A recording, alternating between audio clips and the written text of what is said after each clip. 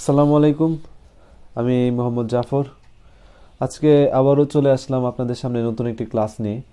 আজকে যে বিষয়টার উপর আমি ক্লাস নিতে যাচ্ছি এটি খুবই ইম্পর্ট্যান্ট একটা টপিক এবং খুবই মজাদার।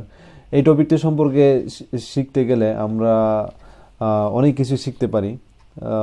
যে যেই বিষয়টা আমাদের ব্যক্তিগত জীবনেও কাজে লাগে, পাশাপাশি আমাদের যেই একাডেমিক লাইফ ওইটা তো কাজে লাগে। তো আহ, এই বিষয়টা হলো কন্ডিশনাল সেন্টেন্স। আমরা আমাদের লাইফে অনেকবারই এই শব্দটা শুনতে পারি, কন্ডিশনাল। আসলে কন্ডিশন, যে কন্ডিশন বলতে কি বোঝায়, যে কোনো একটা মানে কি বলে, আপনার কাজ করার ক্ষেত্রে আপনার একটা কন্ডিশন দেন যে আপনি যদি এই রকম টাকা দেন, এরকম টাকা পেমেন্ট করেন, তাহলে আপনাকে কাজটা করে দেব। আপনি হয়তো বা আপনার ফ্রেন্ডে এরকম কন্ডিশন দিতে পারেন যে আজকে যদি তুমি আমাকে ট্রিট দাও তাহলে তোমাকে আমি নোটটা দিব। এরকম প্রায়শই আমরা শুনে থাকি। তো এই টপিকটা সম্পূর্ণ এরকমই একটা কিছু, যে এই যে এখানে লেখা আছে, এই যে এটি কোনো একটা সিচুয়েশন এবং তার পসিবল আউটকাম সম্পর্কে বোঝায়, যে কোনো একটা সিচুয়েশন ঘটলে তার কারণে যে আরেকটা আউটকাম হইতে পারে ওইটা সম্পর্কে আলোচনা করে। ঠিক আছে, তাহলে এখানে কি থাকতেছে, কন্ডিশনাল সেন্টেন্সের মধ্যে দুইটা পার্ট থাকে। একটা হলো দ্য কন্ডিশন পার্ট, আর একটা হলো দ্য রেজাল্ট পার্ট। ঠিক আছে, মানে একটা কন্ডিশন থাকবে আর ওই কন্ডিশনের কারণে যে রেজাল্টটা হবে ওইটা থাকবে। তো প্রত্যেকটা কন্ডিশনাল সেন্টেন্সেরই দুইটা পার্ট থাকে। তো এই আমরা যেই সেন্টেন্সের একাধিক পার্ট থাকে ওইটাকে আমরা কি বলি, কমপ্লেক্স সেন্টেন্স বলি, ঠিক না?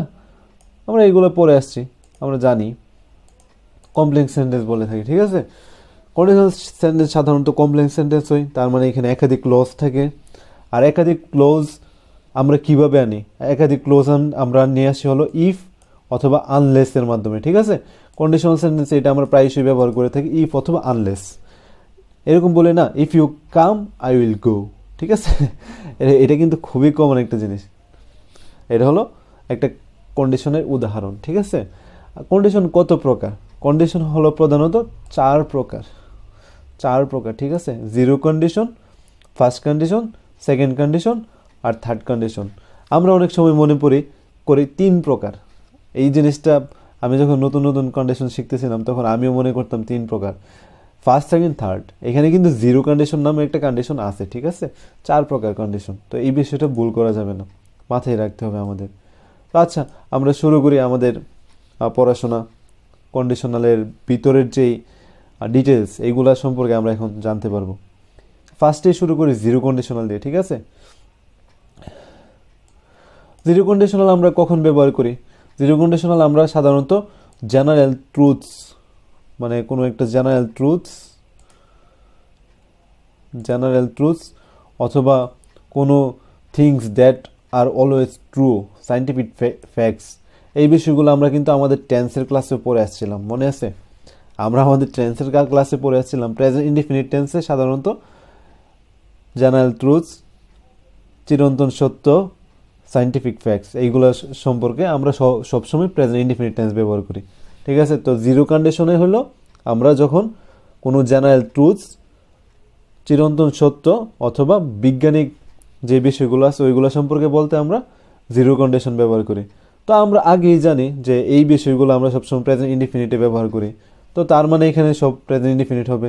তো আমরা জানি কন্ডিশনের দুইটা পার্ট থাকে। তো এখানে দুইটা পার্টের মধ্যে দুটোই হবে প্রেজেন্ট সিম্পল, মানে প্রেজেন্ট ইনডিফিনিট টেন্স। ঠিক আছে, আচ্ছা এখানে একটা এক্সাম্পল আছে, এক্সাম্পলটা দেখি। If you heat ice it melts. আচ্ছা, কোনো বরফরে যখন আমরা হিট দিব এটা সবসময় কি হবে? এটা গলে যাবে না, এটা কিন্তু চিরন্তন সত্য। এটা সবসময় এটাই হবে, অন্য কিছু হবে না। বরফরে তাপ দিলে কিন্তু লুহা হয়ে যাবে না। ঠিক আছে, তো এই কারণে এটা হলো প্রেজেন্ট ইনডিফিনিট টেন্স। আর এটা হলো জিরো কন্ডিশন। এখানে অন্য কোনো টেন্স ইউজ করার কোনো মানেই হয় না, যেহেতু এটা চিরন্তন সত্য বিষয়। ঠিক আছে, তারপরে আরেকটা এক্সাম্পল এখানে দেওয়া আছে, if a substance is cohesive it tends to stick together. এটাও চিরন্তন সত্য, এই কারণে এটা আমরা জিরো কন্ডিশনে ইউজ করব। ঠিক আছে, আচ্ছা এখানে যে বিষয়টা আমাদের মাথায় রাখতে হবে, দুটোটাই সত্য, এই কারণে আমরা প্রেজেন্ট টেন্স ব্যবহার করছি। তারপরে এখানে আরেকটা কোশ্চেন আছে, which of the following sentence uses the zero conditional. হ্যাঁ, এখানে ফার্স্টে আছে if he came I would go. তো আমরা কি পড়ছি, জিরো কন্ডিশনে দুইটা টেন্সই হবে প্রেজেন্ট ইনডিফিনিট টেন্স, আর হয়তো বা এটা হবে কোনো একটা চিরন্তন সত্য সায়েন্টিফিক বিষয়, নাহলে জেনারেল ট্রুথস বা ফ্যাক্ট। ঠিক আছে, তো এইখানে কি কোনোটা কি চিরন্তন সত্য আছে বা কিছু আছে, এরকম কিছু সায়েন্টিফিক কিছু আছে, কিছুই নাই। If he came I would go, আর এটা হলো পাস্ট টেন্সে, তো এটা জিরো কন্ডিশন হবে না। ঠিক আছে, তো এটা কাইটা দিলাম ফার্স্টেই, এটা হবে না। তারপরে হলো if he comes I will গো। এখানে কি বলছে, if he comes I will গো, এখানে সে যদি আসে তাহলে আমি যাব, এটাও হবে না, কারণ এখানে একটা হলো প্রেজেন্ট ইনডিফিনিট আর একটা হলো ফিউচার ইনডিফিনিট টেন্স, এটাও cross. If you heat ice ইট মেলস, এটা কি, এটা দুইটাই প্রেজেন্ট টেন্স আর এটা হলো একটা চিরন্তন সত্য বাক্য, তাহলে এটাই জিরো কন্ডিশন। ঠিক আছে, তো এটা আমাদের রাইট। আর এখানে আছে হলো if he had come I would go, এখানেও পাস্ট টেন্স। ঠিক আছে, এটাও হবে না। তো আমরা জিরো কন্ডিশন সম্পর্কে শিখলাম। তারপরে আসি হলো ফার্স্ট কন্ডিশন। আচ্ছা, ফার্স্ট কন্ডিশনটা আমরা মোস্ট প্রবাবলি সবসময় অনেক বেশি ইউজ করি এই জিনিসটা। ঠিক আছে, তো এই জিনিসটা আবার ইউজ করা অনেক ইজি। এখানে আমরা যখন কোনো রিয়েল বা পসিবল সিচুয়েশন ফিউচার সম্পর্কে বলতে চাই, কোনো রিয়েল বা possible situation in the future সম্পর্কে বলতে চাই, তখন আমরা এই টেন্সটা ব্যবহার করি। ঠিক আছে, মানে এটা বাস্তব মানে এটা বাস্তবিক আর কি, মানে আমরা যে আমাদের বাস্তবিক লাইফে কোনো কিছু বোঝাই এটা দ্বারা। যেমন, আর এইটা স্ট্রাকচার হলো, প্রথমটা হবে if plus present simple present indefinite, আর পরেরটা হলো উইল প্লাস ভার্বের বেস ফর্ম মানে ফিউচার ইনডিফিনিট। ঠিক আছে, ফিউচার ইনডিফিনিট। যেমন if it rains tomorrow I will bring an umbrella, এখানে প্রথমটা হলো প্রেজেন্ট ইনডিফিনিট, পরেরটা হলো future indefinite. If it rains tomorrow I will bring an umbrella, তো এখানে কি বুঝাইছে, এখানে একটা বাস্তবিক ঘটনা বুঝাইছে, যদি বৃষ্টি আসে তাহলে আমি আমব্রেলা নিয়ে যাব। ঠিক আছে, এটা কিন্তু আসলে আমি নিয়েই যাব, তো এটা আমাদের একটা বাস্তবিক লাইফের একটা উদাহরণ। তো এটা আমরা ফার্স্ট কন্ডিশনে ইউজ করলাম। পরেরটা হলো if services are increased taxes will probably go up, এইটা কিন্তু ইনক্রিজ দেখে বাবার কোনো দরকার নাই যে এটা পাস্ট টেন্স। ঠিক আছে, এটা প্রেজেন্ট ইনডিফিনিট টেন্স, এটা ইনক্রিজ দেখে বাবার দরকার নাই। ইফ সার্ভিসেস আর ইনক্রিজড, এটা কি, এটা হলো একটা প্যাসিভ সেন্টেন্স, এই কারণে আমরা ভার্বের পাস্ট পার্টিসিপল ফর্ম ইউজ করছি, কারণ সার্ভিসেস আর ইনক্রিজড, এটা তো নিজে নিজে তো সার্ভিস ইনক্রিজড হয়ে যাবে না, এটা কারো না কারো দ্বারাই হইতেছে। ঠিক আছে, তো এই কারণে আমরা ভার্বের পাস্ট পার্টিসিপল ফর্ম ইউজ করছি, এটা কোনো টেন্সের কারণে করি নাই। তো এইটা পাস্টের না কোনো ঘটনা না, এটা প্রেজেন্টের। ঠিক আছে, present indefinite. If services are increase taxes will probably go up, তো এটাও একটা কন্ডিশন, ফার্স্ট কন্ডিশন। ঠিক আছে, প্রেজেন্ট ইনডিফিনিটের প্যাসিভ ফর্ম, এটা মাথায় রাখবেন বিষয়গুলো। হ্যাঁ, এই ছোটোখাটো বিষয়গুলো আমাদের খুবই কাজে লাগবে আমাদের এক্সাম হলে। আচ্ছা, এখানে একটা কি পয়েন্ট দিয়ে দিচ্ছি, সেম যা বললাম তাই, বারবার একই জিনিস বললে আপনারাও বিরক্ত হবেন, তো আর না বলি। আচ্ছা, একটা প্র্যাকটিস করি এবার। ইফ অ্যালেক্স আস্ক আচ্ছা, আস্ক আনসারই এসে পড়ছে। If Alex dash dash dash me I will email the documents,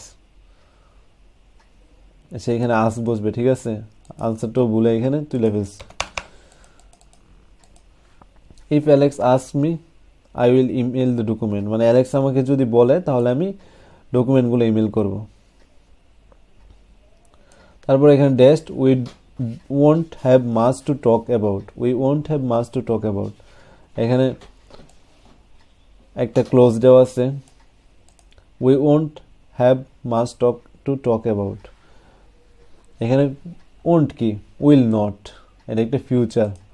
হ্যাঁ, if he not comes,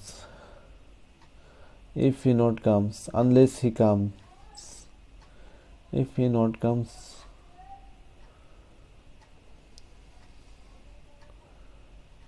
if he came। আচ্ছা এখানে দেখেন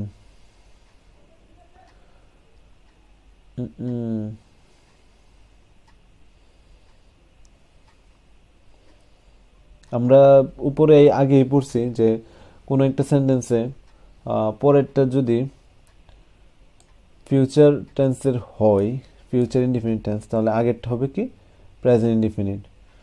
তাহলে এখানে আছে ইফ হি নট কামস, এটা প্রেজেন্ট ইনডিফিনিট। হ্যাঁ, একটা পাইলাম। আনলেস হি কামস, আচ্ছা এটাও প্রেজেন্ট ইনডিফিনিট, বাট এখানে আনলেস ইউজ হবে না, এখানে ইফ হবে, যার কারণে আমরা উপরেরটাকেই নিলাম। আর পরেরটা পাস্টের, এটাও বাদ যাবে, আর এইটাও পাস্টের, দুইটাই পাস্টের। Unless he does not come, এটা তো হবেই না, কারণ আনলেস একটা নেগেটিভ, আবার এটার সাথে এখানে ডাজ নট, দুইবার তো নেগেটিভ আমরা ইউজ করবো না। ঠিক ঠিক ঠিক আছে, তো এই কারণে এটা বাদ যাবে।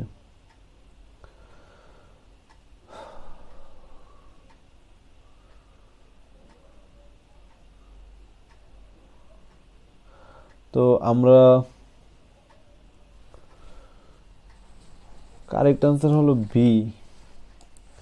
আচ্ছা এটা বি হবে কারেক্ট আনসার, কারণ আমরা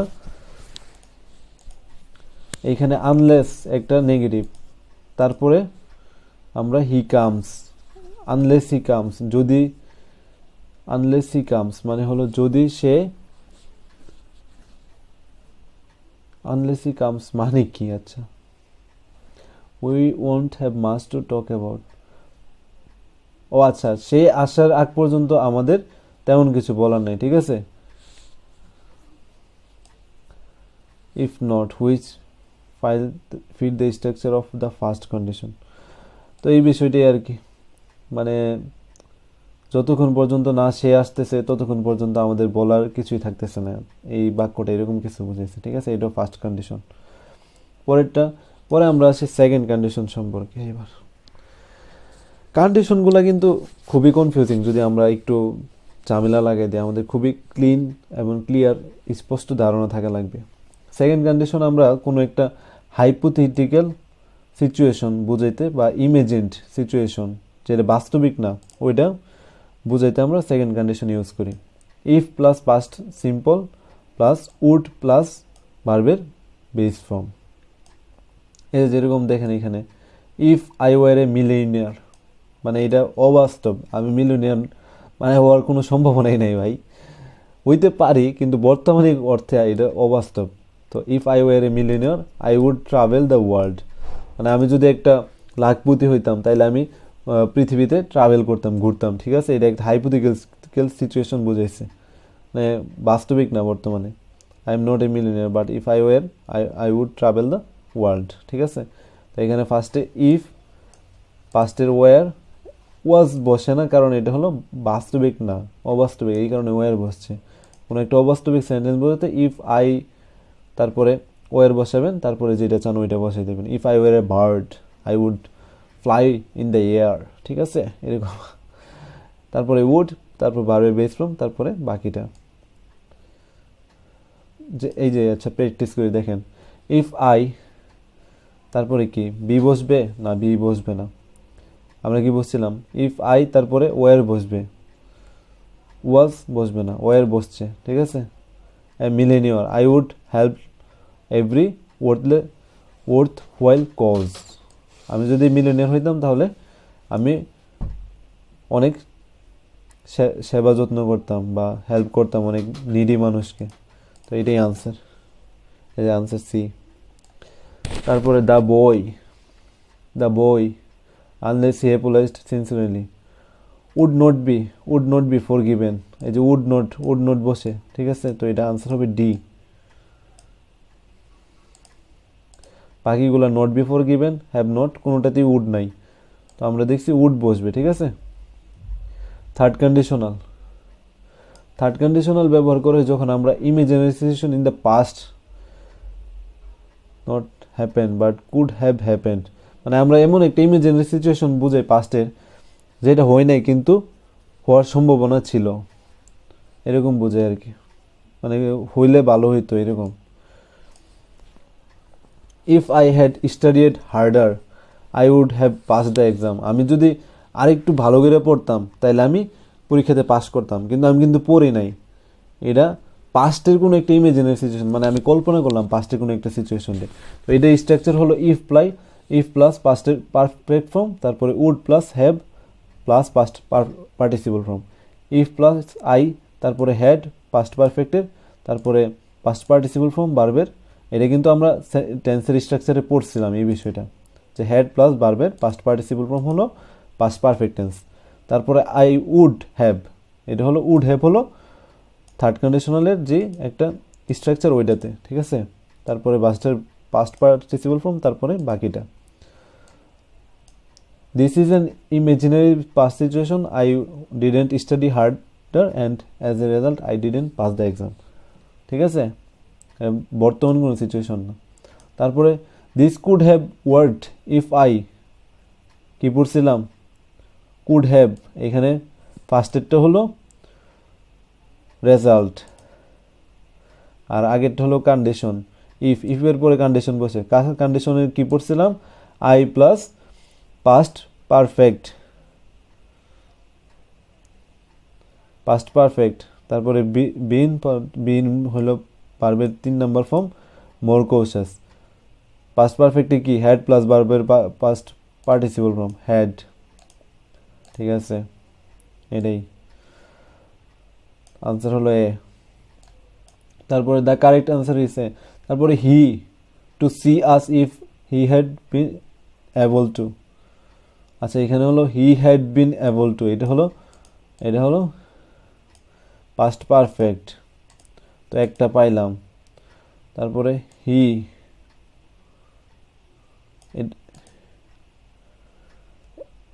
এটা হলো কন্ডিশন পার্ট, এটা হলো রেজাল্ট কি, এখানে পাস্ট পারফেক্ট আছে, তাহলে এখানে বসবো উড হ্যাভ বা কুড হ্যাভ। এই যে উড হ্যাভ কাম, সে আসতো, if he had been able two, তার যদি সামর্থ্য হইতো, ঠিক আছে। তো এটাই আনসার ডি, এই যে আনসার ডি, ঠিক আছে। তো এইগুলোই আজকে একটু ক্লাসটা বড় হয়ে গেল, কিন্তু অনেক কিছু শিখতে পারলাম। আমরা কি শিখলাম, জিরো কন্ডিশনাল হলো জেনারেল ট্রুথ সম্পর্কে বোঝায়। তারপরে first conditional used for real future possibilities, মানে বাস্তবিক যেই ভবিষ্যৎ পসিবলগুলো হইতে পারে ওইগুলো। সেকেন্ড কন্ডিশন হলো হাইপোথেটিক্যাল প্রেজেন্ট ফিউচার সিচুয়েশনস। তারপর থার্ড কন্ডিশন হলো ইমাজিনারি পাস্ট সিচুয়েশনস, ঠিক আছে। তো আজকে এতটুকুই, আশা করি আপনারা অনেক কিছু শিখতে পারছেন। তো আবারও দেখা হবে ইনশাল্লাহ। আল্লাহ হাফেজ, আসসালামু আলাইকুম।